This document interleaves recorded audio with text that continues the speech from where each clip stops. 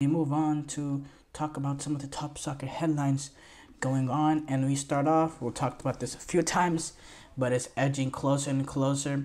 Danny Olmo is gonna be a Barcelona player.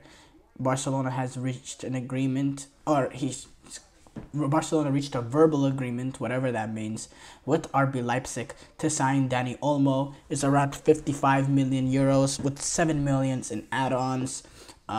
He's gonna be signing a 6-year contract with the club.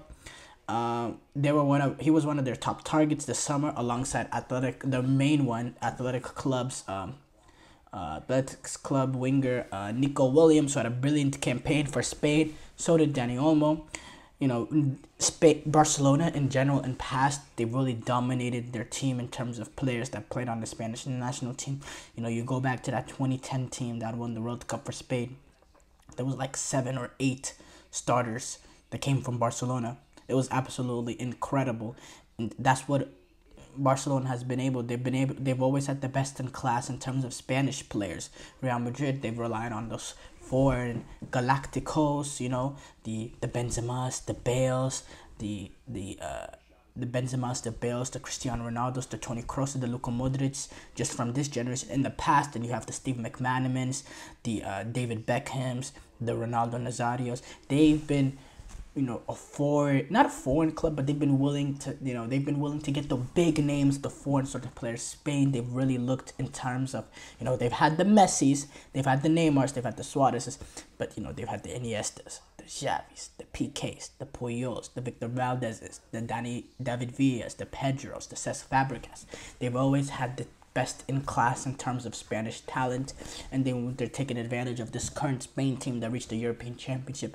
Danny Olmo was a huge critical part of this team, coming off the bench and being able to be the replacement for Pedri when he got injured, being able to get into the box, find pocket of space to get goals, controlling the play in terms of his ability and the ball, playing in tight spaces. They wanted to get Nico Williams to pair him up with Lamine Yamal to have that dynamite of verticality that Spain was able to have. They wanted to create that at Barcelona. They weren't really able to do that this season because of their financial issues, but they're able. It seems like they're going to be able to get Danny Olmo in, and I think that'll be a good addition for them. I think it's a little bit confusing in the fact that I think if you can't get Nico Williams, I would have got a world-class sort of number 6 that could have been sort of the replacement for Cesc Fabregas, could do that holding sort of midfield role. But Danny Olmo is still a really, really good player, and I think, with Hansi Flick, he'll be able to deploy him. I think they'll make it work. This is going to push Frenkie de Jong deeper in midfield, almost in the holding sort of role, which he's capable of playing. Is not his best position by any means, but he's capable of playing that role. So yeah. Christian Pulisic, he was able to score as AC Milan were able to defeat Barcelona in Baltimore at the Raven Stadium, the MNT Bank Stadium. These two teams, they're preparing for their club season. Lewandowski, he scored twice. Christian Pulisic, he was able to score for Milan, and they finished 2-2 before heading into a shootout in which Milan won.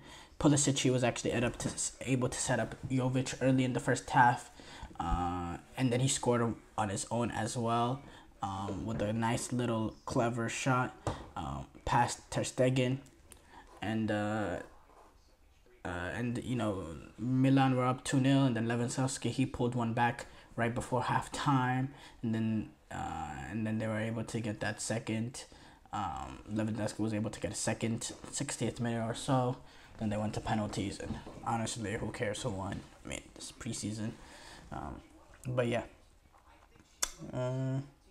Real Madrid, they took on Chelsea. They ended their preseason tour, their American tour. They beat Chelsea 2-1 in Bank of America Stadium, the Carolina Panthers Stadium in Charlotte. Mbappe, Jude Bellingham, they have not been involved at all in this preseason tour. Vinicius Jr., he actually played in this game. Madrid actually doubled their lead after Brahim Diaz, when Brahim Diaz actually was able to receive a ball from Vinicius Jr. and he was able to get past Chelsea's new signing, goalkeeper Philip Jorgensen. Chelsea, they didn't play really bad. They had a few opportunities. They pulled a goal from Nana Madueke, who got a cross from Enzo Fernandez, who's back playing games for Chelsea. We know that sort of situation that happened. But now Ancelotti and this Real Madrid time, they're going to turn their attention to the UEFA Super Cup. Well, they'll be taking on Atalanta. You know, this is a game between the last year's Champions League winner and last year's Europa League winner. It's their first chance for a trophy this season, a game that matters, not preseason game. This game does matter to an extent, and it's going to be the UEFA Super Cup. It'll be played on August 14th, which is next Wednesday. I believe, you know, they always play this game at really in a smaller stadium, has a chance for a little bit, you know, new fans. Not smaller stadium, but in terms of, you know, not, you know, they don't play this at a Bernabeu, not Bernabeu, because obviously you can't, but they don't play this, you know, in the big stadiums, the Wembleys, you know, the big footballing, you know, known stadiums. This one will be played at the National Warsaw Stadium in Poland. They tend to, you know, really do a European tour in terms of these sort of games.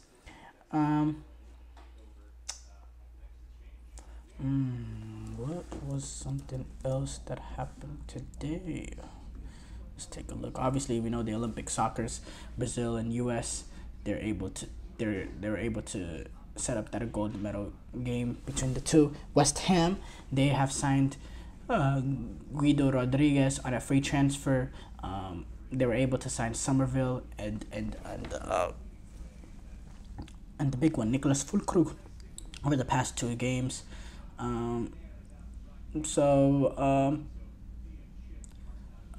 Brilliant sort of summer for them. We'll see how they are under Julian Lopetegui. They're going to be an interesting team to watch. Very interesting team to watch in my opinion. I do like Füllkrug, really good player. Somerville as well. I think he's been really good for Leeds. Has quality. Newcastle, they're close to agreeing to a £60 million deal with Crystal Palace for Gahey, which is going to be interesting because if that goes through, number one, will he be a starter for them immediately? You know, you sign a center back for 60 million plus. You want him. He needs to immediately go in as a starter. But Newcastle United, they have some proper center backs right now with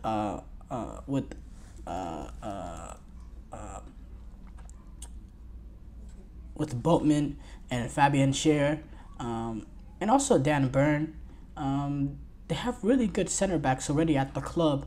Does he get in there over those two immediately because of his transfer value? I think that's a little bit unfair. You know, they've been good servants for Newcastle. But if you're spending that sort of money, you know, it's look like he immediately could be a starter. But I would also say Newcastle, you know, they could invest this sort of, you know, talent and money maybe somewhere else on the pitch. But again, you know, you want to take that next level.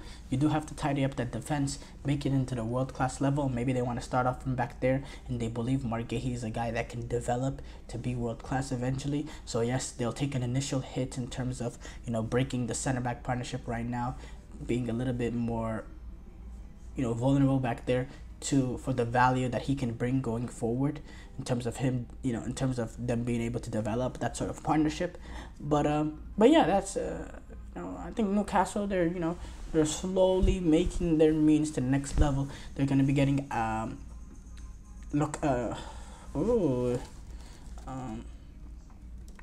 they'll be getting Tonali back after his ban for loan. He's a really talented player. We'll see how he is going to be able to do, with Newcastle. I believe his return date is set for October 20. Actually, when is he set to return? The third match day for the season. This season, so around that late August mark. So I think Newcastle has the means to have a good season, an improvement from last season, which they suffered just so many injuries and really had no sort of consistency in terms of players. game in, game out. Mexico, they were able to get past the USMNT in the U20 CONCACAF World Cup, or no, CONCACAF U20 Championship. They were able to beat the U.S. men's national team, coming back from behind to win 2-1. And yeah, it's just the continuation of a miserable U.S. men's summer for them. Obviously, the U21 is a small loss, but the Olympic Games and the Copa America, been horrible. But thank you guys for tuning into the GSMC Soccer Podcast presented by the GSMC Sport Network. Your support means a lot to us, so please remember to subscribe to the show and leave a positive review. It really does make a difference. We also invite you to follow us on Facebook, Twitter, TikTok, and Instagram for more content and updates. Thank you once again, and have a wonderful day.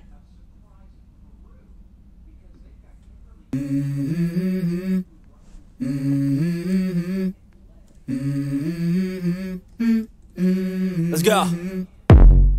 I wake up to a little